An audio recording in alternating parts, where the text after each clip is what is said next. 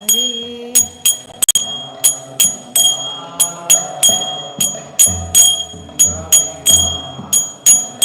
Jaya Radha Madhava Kunja Bihari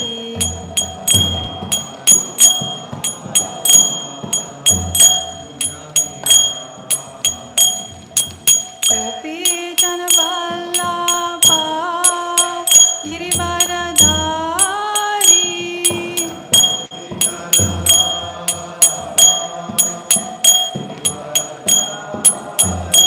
Jaya Gopi Jana Vallabha Girivaradhari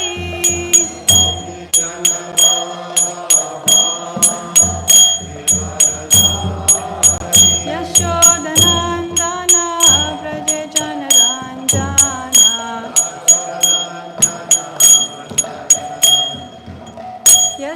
Yashodanandana Braja Jana Ranjana Yamuna Tira Vandachari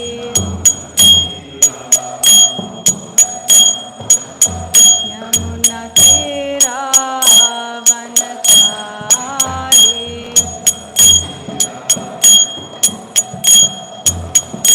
Jaya Radha Madhava Kunja Bihari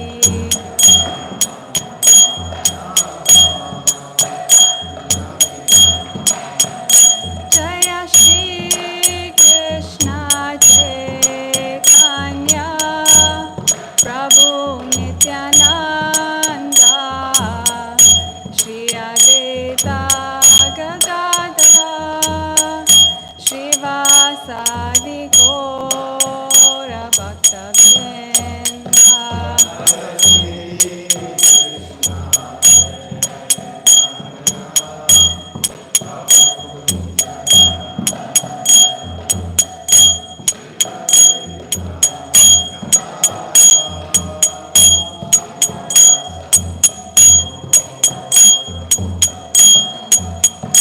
Jaya Shri Krishna Chaitanya Prabhu Nityananda Shri Advaita Gadadara Srivasadi Gaura Bhaktavrinda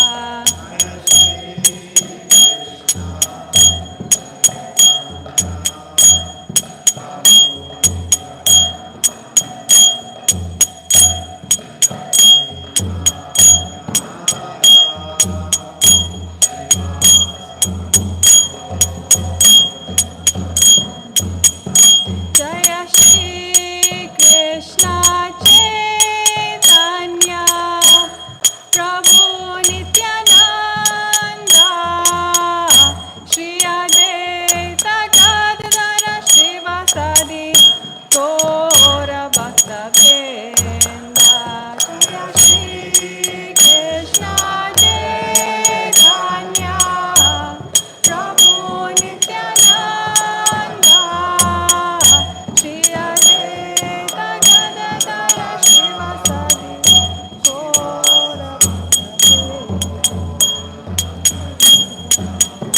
Hare Krishna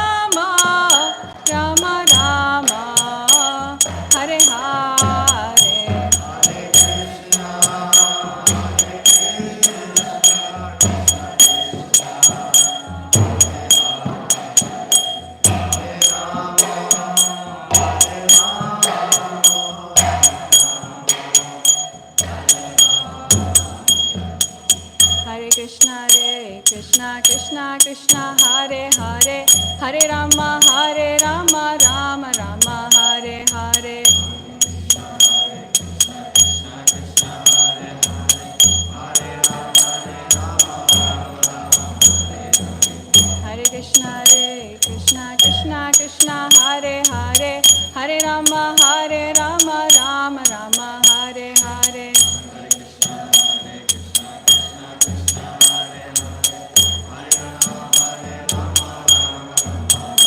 Hare Krishna,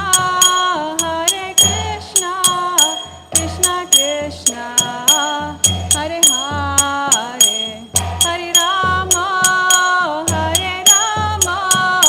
Rama Rama, Hare Hare.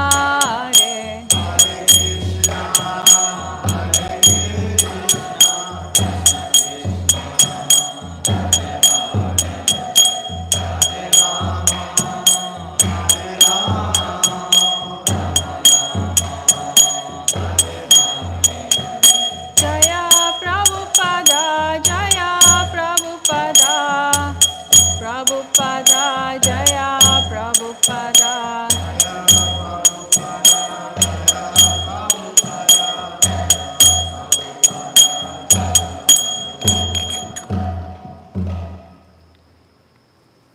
Jai Gaura Premanande. Hari Bol.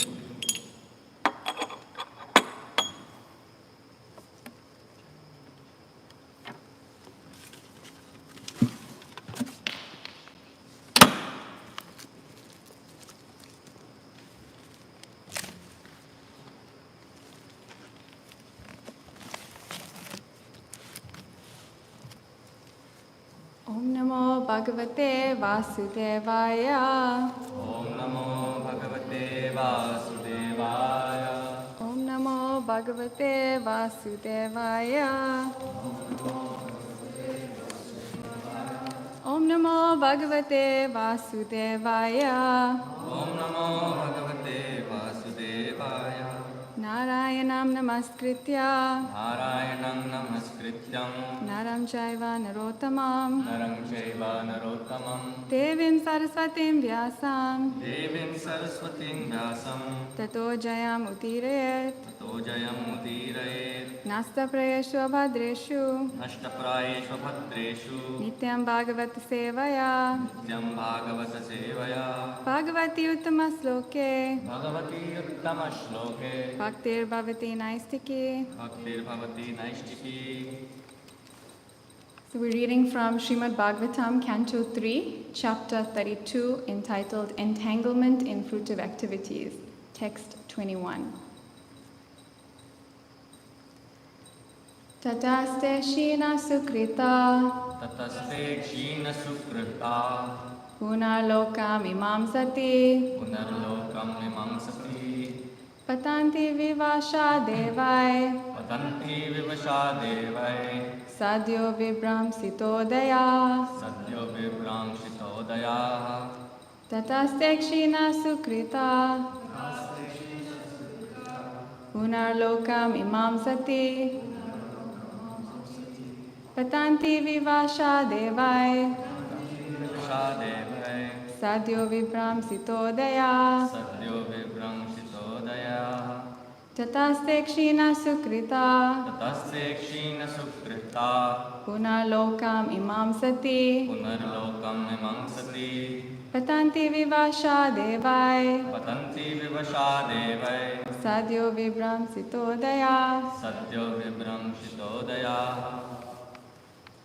Tataste Kshina Sukrita Tataste Kshina Sukrita Punarlokam Mimamsati Punarlokam Imam Sati Patanti Vivasha Devai Patanti Vivasha Devai Satyo Vibram Shitodaya Sadhyo Vibram Sitodaya Tataste Kshina Sukrita Tataste Kshina Sukrita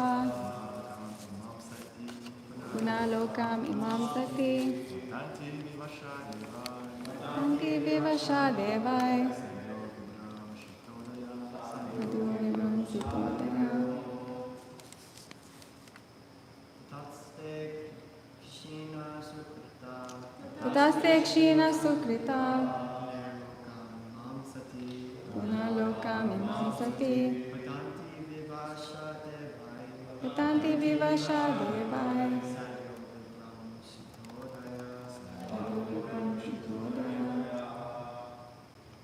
Ladies? Tataste Kshina Sukrita Punalokam imam sati. Patanti vivashadevai. Sadyo vibram sitodaya. Tatasdekshina sukrita. Punarlokam imam sati. Patanti vivashadevai.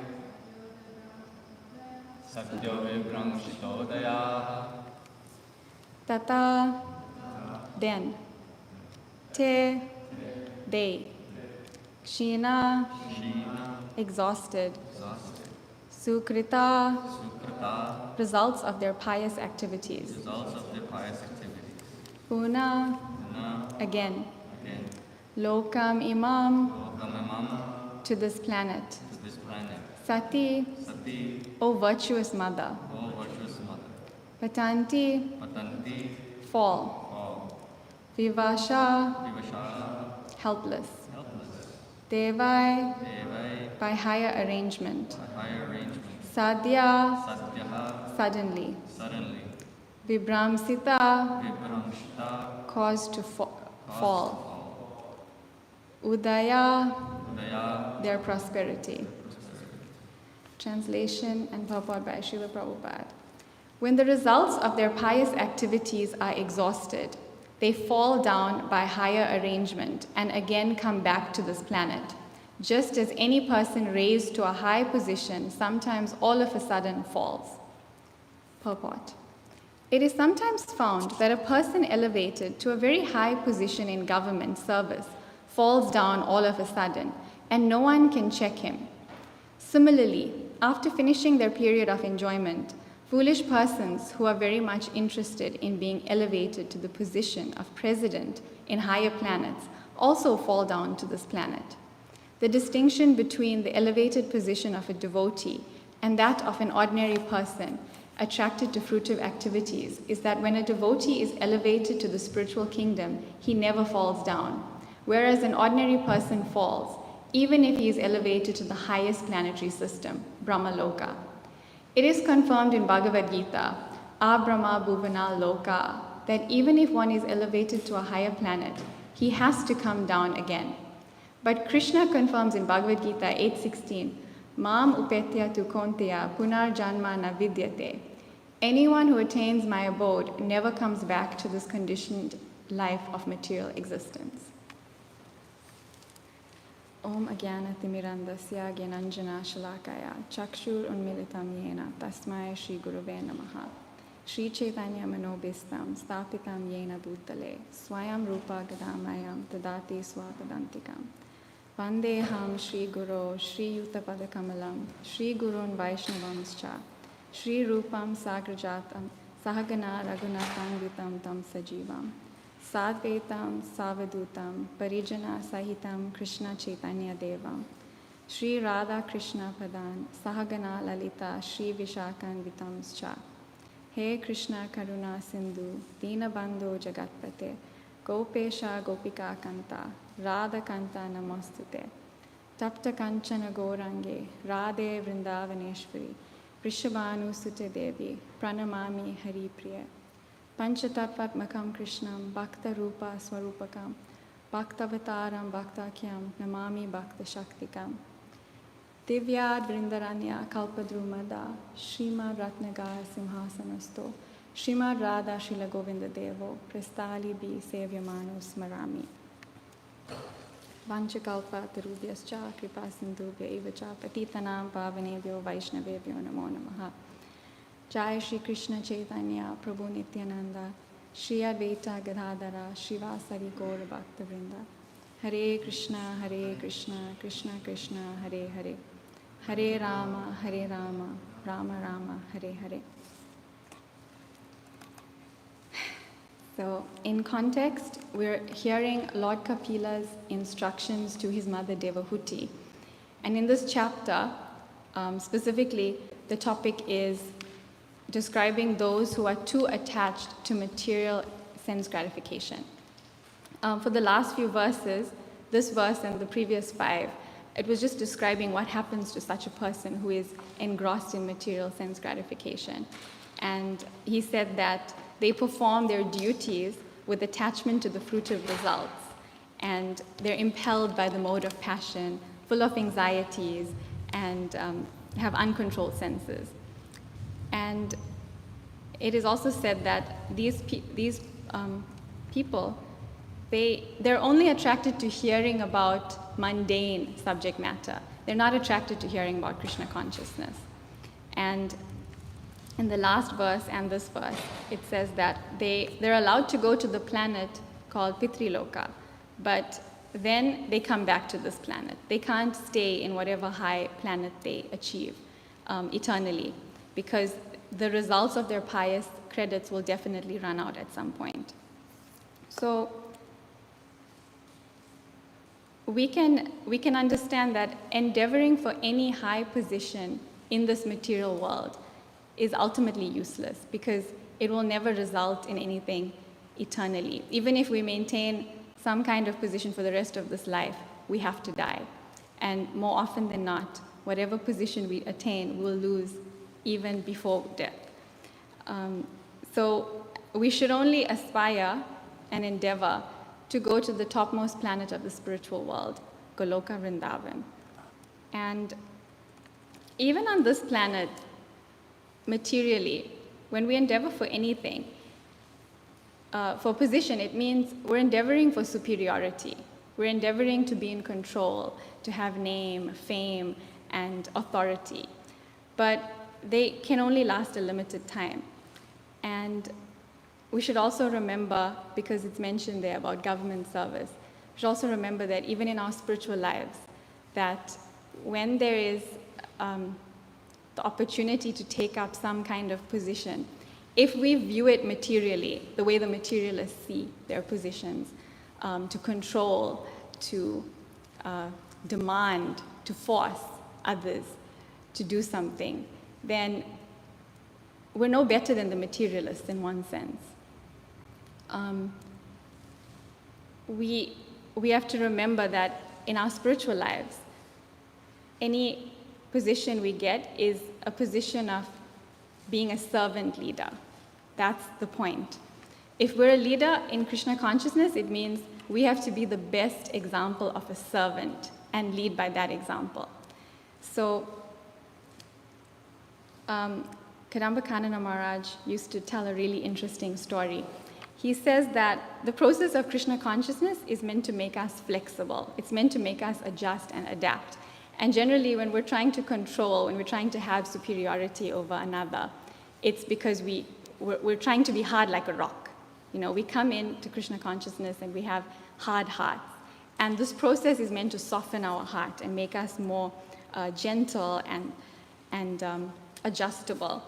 And he gave the example that we're like chapati dough, you know, and we're being pummeled by two fists, beating and kneading and shaped into dough.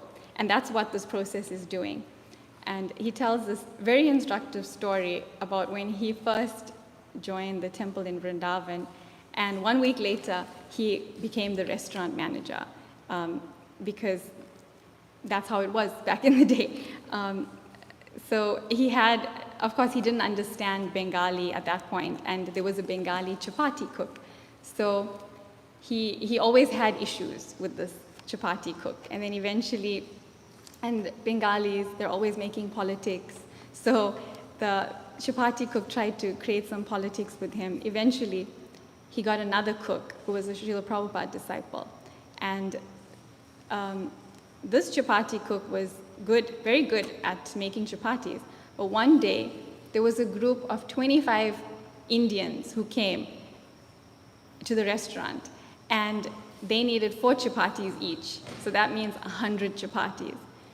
So Kadambakanana Swami would yell, 100 chapatis, down to the chapati cook, and nothing came back. And then he would push and say, 100 chapatis, again and again. Nothing was coming. And over again. And then eventually, the cook was shocked, of course, to have such a big order. And then, but because Maharaj kept pushing and pushing, eventually the chapati cook came out and he had a piece of dough on his finger shaped like the Joker, and he just put it in Maharaj's nose and said, "No chapatis, because the cook has quit." And so he says that experience taught him so much, because he had to learn to become flexible and to understand the needs of the people who were serving under him instead of just pushing. And another time, he mentioned that in spiritual circles, we're working with volunteers, so they can't be forced. We have to inspire. He would often speak about the inspirational leadership model, where everyone is meant to become an acharya. Acharya means one who teaches by example. So everyone in this movement is actually meant to teach by example. Everyone, in one sense, is meant to be a leader. It's not for people just in high positions. It's everyone. And because that's how the Sankirtan movement expands. Kadamba Maharaj said that when we become inspirational leaders, then we can inspire people to take up Krishna consciousness. That's actually our role as devotees. Because if we can inspire others, then we'll never have to ask for anything, because people will naturally come forward. If one is inspired by the association of a devotee, then naturally they will want to move everything aside to serve this devotee or serve with this devotee.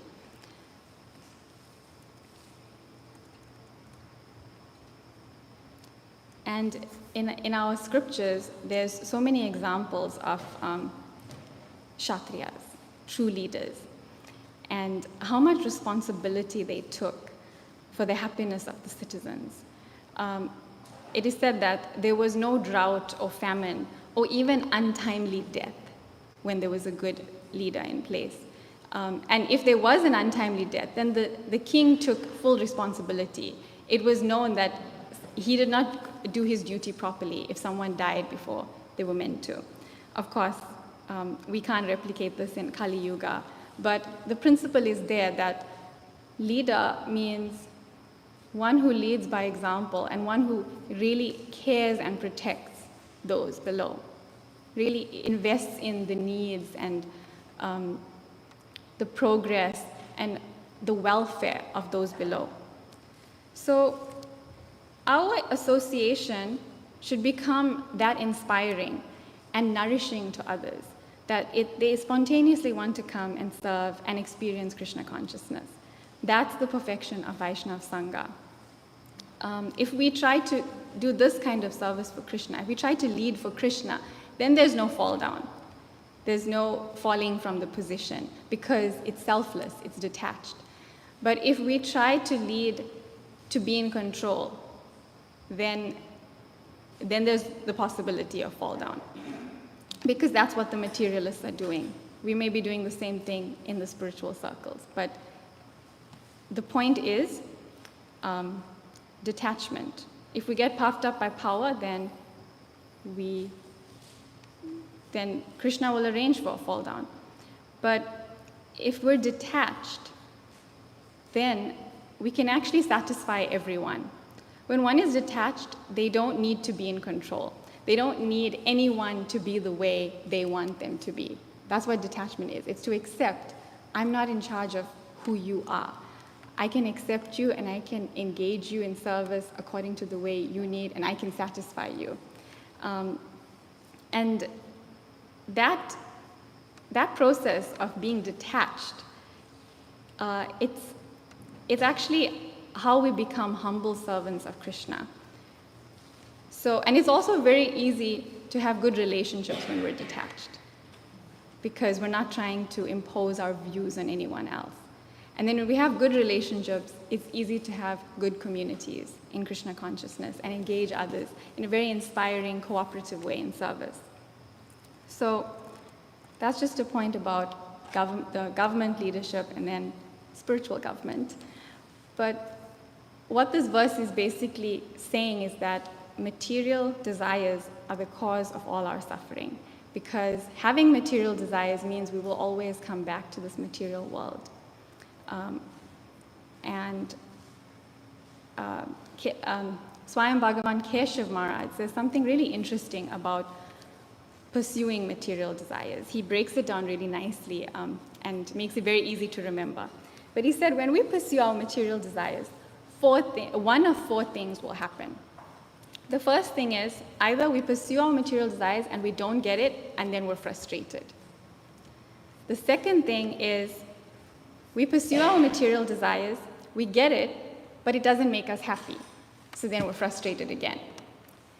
The third thing that could happen is we pursue our material desires, we get it, it makes us happy, but it doesn't last for very long.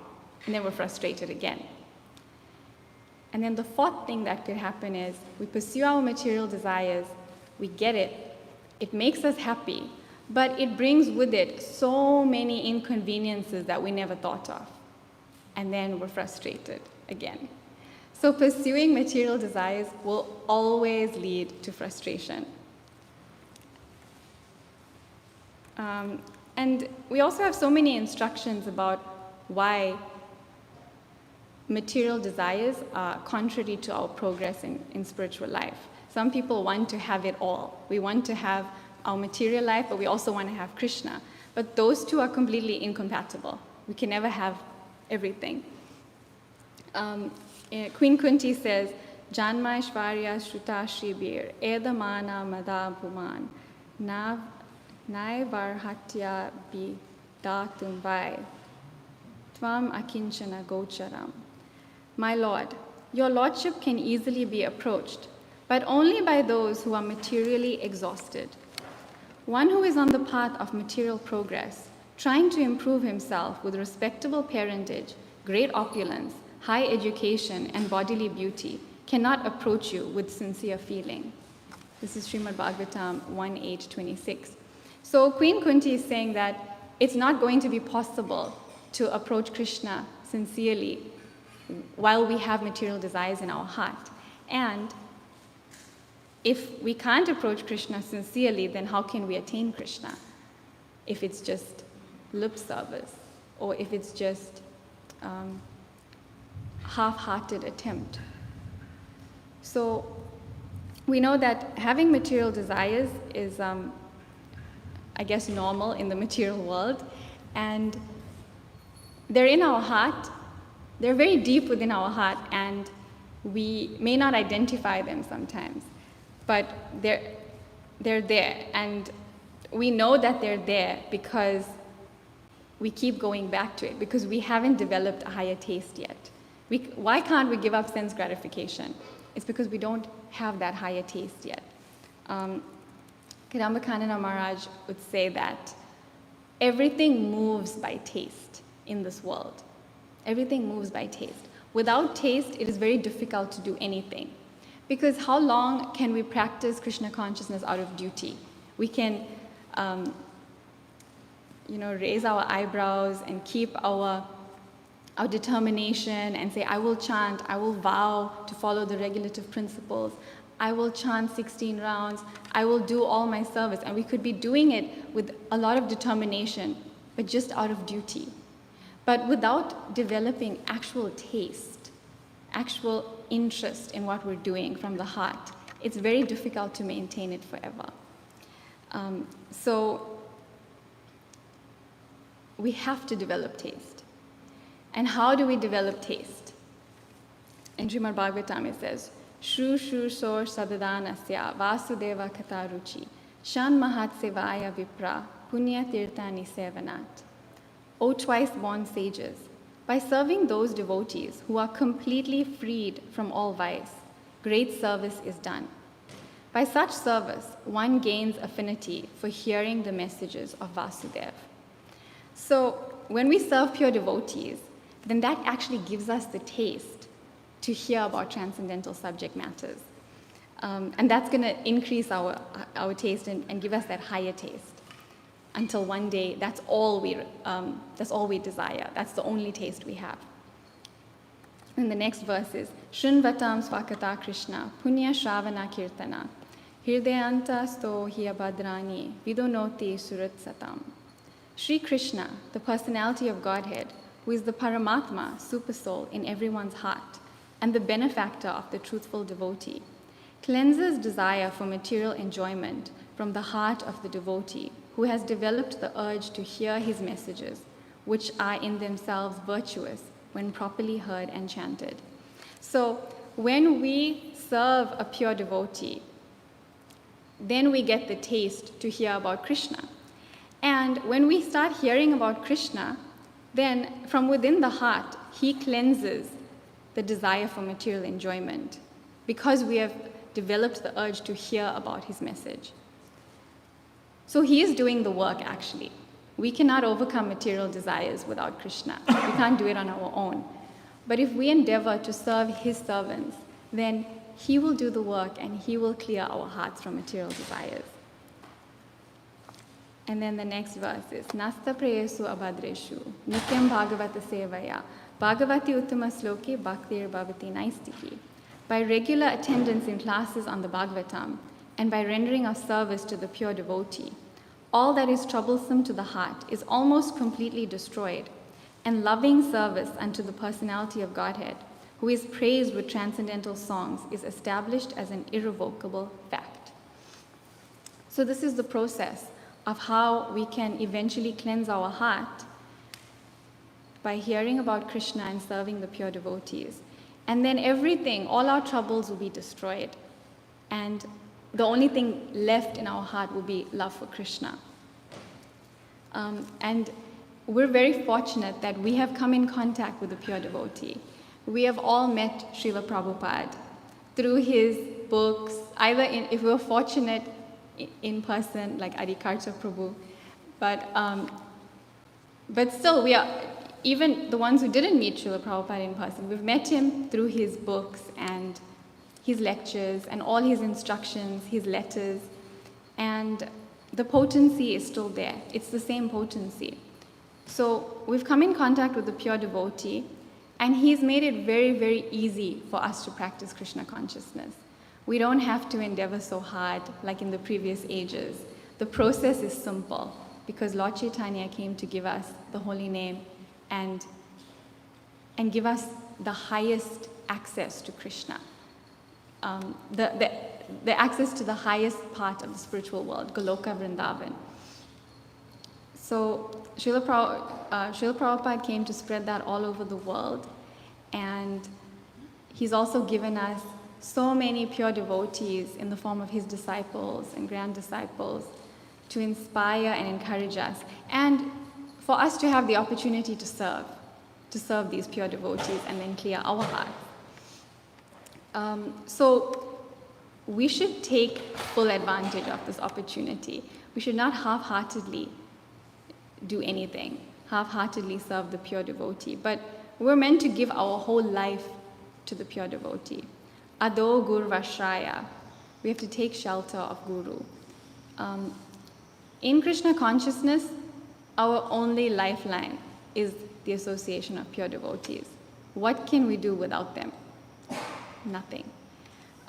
There's a verse in Chaitanya Charitamrita. It's a famous verse. Durga me pati men dasya skalat pada gater muhu svakripa yasti danena santa sanva valambanam. My path is very difficult. I am blind and my feet are slipping again and again. Therefore, may the saints help me by granting me the stick of their mercy as my support. Krishnadas Kaviraj Goswami is very humble because he is a pure devotee. But he's showing us the mood that we should have by always taking shelter, always surrendering, and always understanding that we are not qualified. We need mercy. That's the only way we're going to do it. We cannot become puffed up and think, I'm doing it myself, I'm doing so much, I am in charge, I'm in control. We're not in control. We are dependent. We are fully dependent on the mercy of Krishna and his devotees. So our process is to take greater and greater shelter of Srila Prabhupada and all the previous acharyas through their books and all the pure devotees that Srila Prabhupada created all over the world. And then we have the hope of getting out of this material world and going back home, back to Godhead. And Krishna says in Bhagavad Gita that one who shares his message is most dear to him. So the process is not that we just become Krishna conscious ourselves. The process is that we try to share Krishna consciousness with everyone we meet. And today is a good opportunity because our inspiration, the Vyangi, is starting up the monthly Sankirtan festival again after so many years, following the footsteps of another pure devotee, Vaisheshika Prabhu. And it's inspiring because every book that we distribute, this festival is about book distribution. So it's about teaching others how to distribute books, empowering them in distributing books, and then taking them out and giving them the experience of distributing books. It's powerful because it will transform everyone's lives. It will transform the book distributors' lives. It will transform the person who receives the book, their lives. And one of my favorite things about this festival is that it creates lifelong friendships between the devotees who are distributing books with the people that they've met. And there's always amazing stories to tell. There's always some unbelievable story to tell about what happened on book distribution. And that's real Sangha. That's real association. When we're sharing our ideas, our plans, and our experiences on how we're propagating the Sankirtan movement of Lord Chaitanya. We recently went to Gita Nagari for a digital detox retreat, and we took some of the people that we're cultivating through Bhakti School. And I have to say, I felt more inspired by them than they could have been by me. All the people that came, we call them newcomers, but they're really not new. They're practicing devotees now. I felt more inspired to see how they had started, even just being associated with Krishna consciousness for less than a year, just a few months. They had already started sharing Krishna consciousness in their own way, in their own circles, with their family, with their friends, at work, with their colleagues. Small steps. You don't have to be a big preacher. You don't have to distribute thousands of books or hundreds of books and break world records. You can be a little preacher, and it's still, to Krishna, it's the same. To Krishna, as long as we are giving our full endeavor, that's best.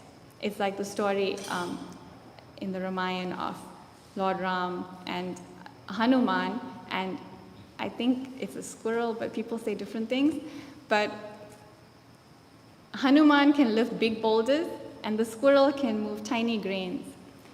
But to Lord Ram, he appreciated both equally, because he said both of them are using their full capacity in service. So that's what we're meant to do. We're meant to give our full capacity in service to Krishna. And whether that means 1,000 books or one book, it's inspiring, because simply the mood that the devotees that we're cultivating have is that they have received something valuable and they want to share it. That's all we need. That's all we need in Krishna consciousness, that willingness to share. And so I found it very inspiring. And we even had one person who didn't hear about us at all before join, simply because his friend had shared the news with him to come to the retreat.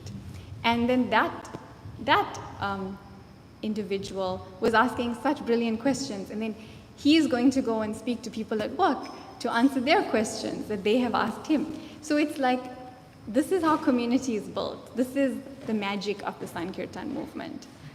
It all happens by inspiration. It all happens when people can see something valuable and they're willing to share it. So this is our process.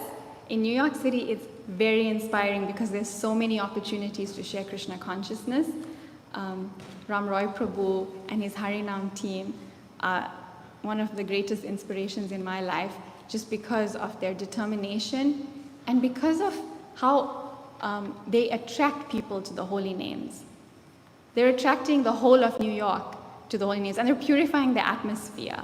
It's like tumultuous kirtan that's just cutting through the thick layers of ignorance in New York City and transforming hearts. And we see so many people coming to our programs from the Harinam. That's the most inspiring thing. Distributing a flyer at 3 p.m. and then seeing the person at 7 p.m. at the program. That's the best. I've only ever experienced that in New York City. Such an immediate response. So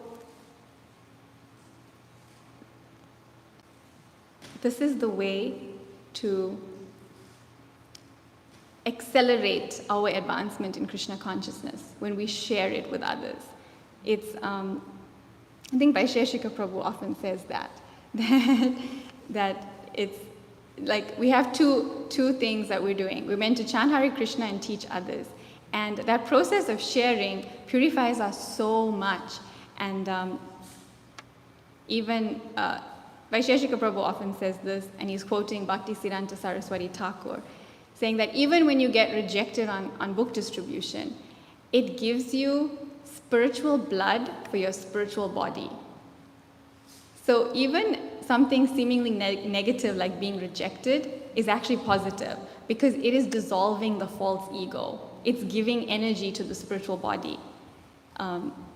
He said Chit Rakta is spiritual blood for your Chit Sharira, spiritual body. So that means there's absolutely nothing to lose when it comes to distributing Srila Prabhupada's books because there's only gain for us, only gain for others. And the main point is to leave everyone with a good impression. So I'm very inspired to be part of the Sankirtan movement of Lord Chaitanya. And I pray that we can all give our hearts to Lord Chaitanya, actually, because he's the one that's making everything easy for us in this age and making it possible, actually. Not just easy, possible. There's no way we could be in Krishna consciousness or practice anything without the mercy of Lord Chaitanya and Lord Nityananda. So I pray that we can all take their mercy and carry it forward and help everyone cleanse the material desires within their hearts so that we can all go back to Krishna together. Are there any comments, additions, Adikarta Prabhu? Any questions from anyone?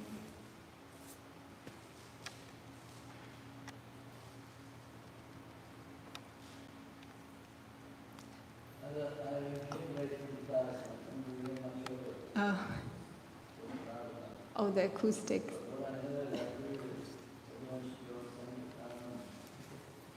That's the crux.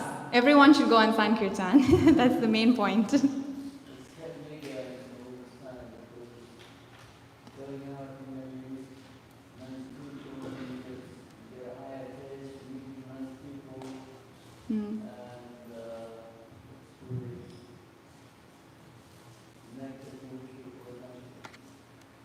Yes. It's the nectar for which we are always hankering. Thank you so much, Prabhu. I mean, you're an inspiration because you've been doing it for so long and have cultivated so many people. So we actually need your blessings to be able to do this today and every day.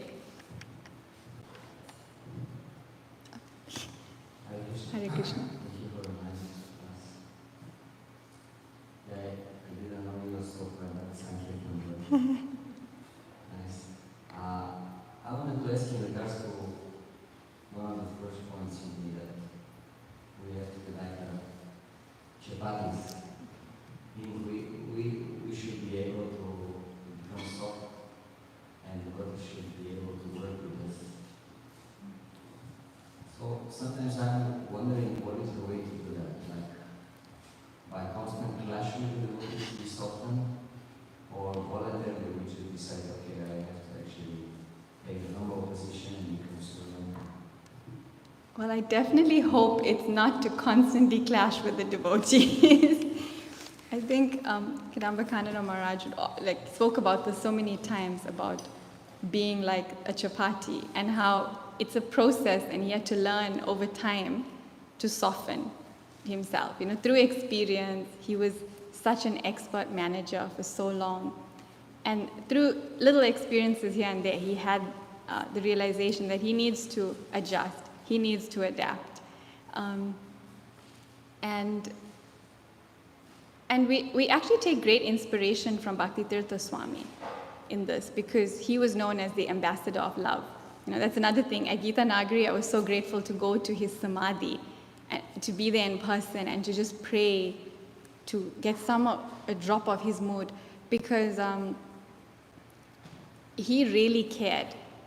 He was that kind of leader that really, really cared about everyone. And once Kadambakananda Maharaj said on Bhaktitirtha Maharaj's Vyasa Puja, he said that when we are loved, when we are in an environment of love, then we can fly, then we can do anything. So we should be consciously thinking of how to create that environment of love for ourselves and for everyone. And then we'll see how everyone can thrive, everyone can fly in such an environment. And it comes with a great deal of spiritual advancement, I think. I think we have to really endeavor to become spiritually advanced. And then we can look at ourselves, introspect, look into our hearts and see what is there that shouldn't be there, and how am I dealing with devotees? Am I constantly clashing? If I'm constantly clashing, that means something's wrong, because our aim is the spiritual world. The spiritual world is a community of love. All the devotees are cooperating to serve Krishna in the spiritual world very nicely. So if that's our goal, and we're here, we need to see how can I aspire to that? How can I do that? And if we're always clashing with each other, then we know we're not ready for the spiritual world. So I think introspection is big. Really absorbing ourselves in our spiritual lives. Then that brings about advancement. And then we look into our hearts, see where we're at, and then take the humble position. That's the next thing. It's like, okay, I know I'm falling short. I know I've offended so many devotees. I know that I have a nature that's very difficult to be around. I can be really fiery. I can be harsh. Then apologize, beg forgiveness, approach the devotees, and just be humble, like, I'm so sorry this happened. I'm so sorry, like, I'm working on it, Because that's the difference between someone who's advancing and someone who's not. We all do the wrong thing. Everyone does the wrong thing. But someone who's advancing can see the difference and can see when they're doing the wrong thing and make it right. Someone who's not advancing will just always say, it's someone else's problem. It's someone else's fault that something is wrong. It's never my fault. They're always the victim. That's not advancement. I think Keshav Swami, he also speaks about, I think he was quoting Bhaktisiddhanta Saraswati Thakur also, but he said, the 4 defects of the human being, the first one is imperfect senses. What can we do about having imperfect senses? Nothing. That's just how it is. So we can't help it. And then because we have imperfect senses, we have the tendency to be in illusion. Again, we can't do anything about that. We can't help it. We will be in illusion. And because we're in illusion, we will make mistakes. Again, we can't do anything about that. We will make mistakes in life. But the 4th propensity, the cheating propensity, we can do something about that. Because when we make a mistake, we can either own up to it and beg forgiveness, or we can cheat and say, I didn't do anything. It's not my fault. I didn't do anything wrong. So that's the only one we have control over, the cheating propensity, to see whether we are going to continue cheating or whether we're going to stop cheating and just be honest. So all of these things, all of this introspection helps our relationships, helps our, just for ourselves. It's every devotee's responsibility to look into themselves and to see, how can I soften? How can I adjust? Kadambakananda Maharaj speaks about it so nicely, about the journey of his life and how he had to adjust all the time. And then in one of his last lectures, he said that the expertise in being a manager, or being a leader, is that you should try to make everyone come up with what you want them to do in the first place. Like let them come to it themselves. That's good management. And it was funny. We all laughed because the way he said it, he had like this, it was like a mic drop moment, It was brilliant. But it's true because we can't force people. We can't clash with people. We have to let their natural devotion awaken from their heart, inspire them, and then more likely they'll be willing to do what we need them to do when we're inspiring. They'll want to do anything to serve if they're inspired. So I think it's all those things: becoming inspirational, advancing, introspecting, not cheating. That's just what I'd say. But I think, Tulsi Prabhu, you probably have more of an answer to this question that you've asked. You're just challenging me. Divyangi.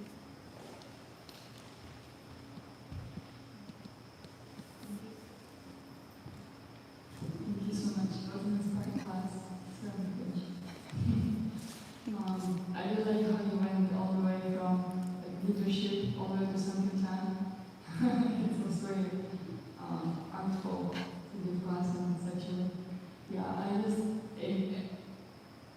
was just thinking about a few things while you were speaking about some topics about this leadership.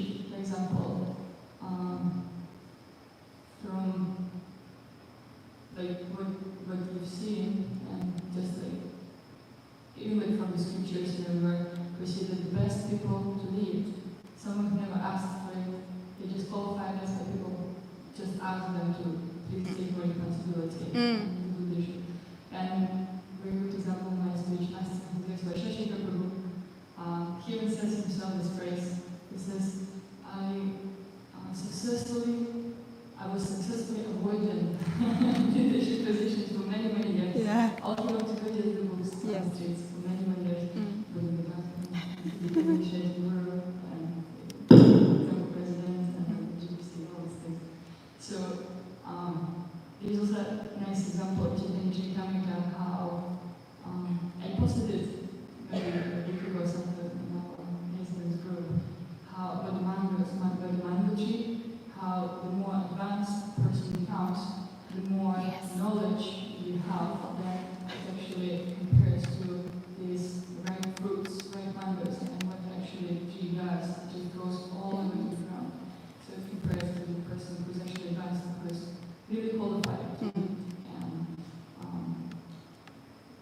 that he was really humble. Yeah. Actually, the main quality of leadership. But it's interesting you mentioned Sankirtan and leadership, because Sankirtan is leadership and leadership is Sankirtan, Because to be a preacher means you're already a leader, because you're exposing yourself to people. And I was also thinking about the Prabhupada's example. When he, this is the most inspiring story for me. Why we do so many things? Duties there. We get to some kind of, juice out of something. But the real thing, why we do something, because we have a good relationship with someone. Sometimes we don't have any desire to do anything, but then we think, let me just go and help this person, because I like this person. Yeah. You see, it's for example, Ayush Prabhu, Ramboy Prabhu, right? There was no one in the meeting, but then people just like these people, and that's why they want to help. Not necessarily they help, feeling so much desire to help, but through this small desire to have a deeper relationship with this person, you actually advance more and more and more. Yeah. The Srila Prabhupada, very nice instance, how to watch is, they would just come to Second Avenue, right? They didn't know anything about the rules, regulations, anything. They would go, you should, okay, I'll do it, right? Because they just like Srila Prabhupada. Yeah. They just, and to have a good relationship means to trust someone. That means that you actually take initiation, and then the person tells you what it actually means, and then you're able to follow these things.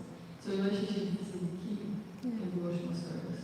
Yes. And advancement also means that cooperation, right? Meaning how good your relationship with other devotees. Exactly. Yeah. That's actually the biggest sign of advancement. to have, I mean, one of the big signs to have good relationships. Yeah. Thank you for that comment. It's amazing. It is true. People that we like, we want to help. And we like them because we get something from them. You know, we're getting inspiration, we're getting friendship, we're getting association, and then, of course, we want to serve them. It's a natural, because our inclination in the soul is to serve. So we're always looking for people to serve. Srila Prabhupada was such an expert personality, so everyone could trust him because there's no fault in his character. So it's easy to trust, especially in the time when he came, when everyone was skeptical about who to trust. And then they found the sadhu who can be trusted. So then they gave everything. They spontaneously gave that service propensity in the heart to Srila Prabhupada.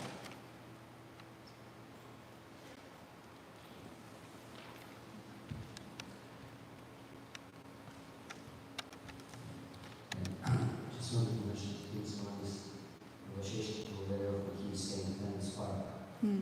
So finally, there is the strong side of the person, and just try to help people together in this.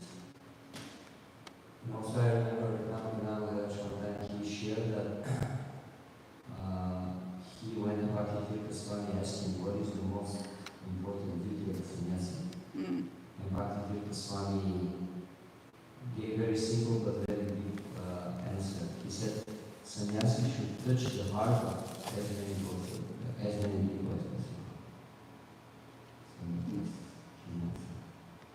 Thank you for reminding us of that. Okay, there's nothing else. We'll end here. Grantaraj Śrimad-Bhāgavatam ki jai. Srila Prabhupada ki jai. Gaur Premanande.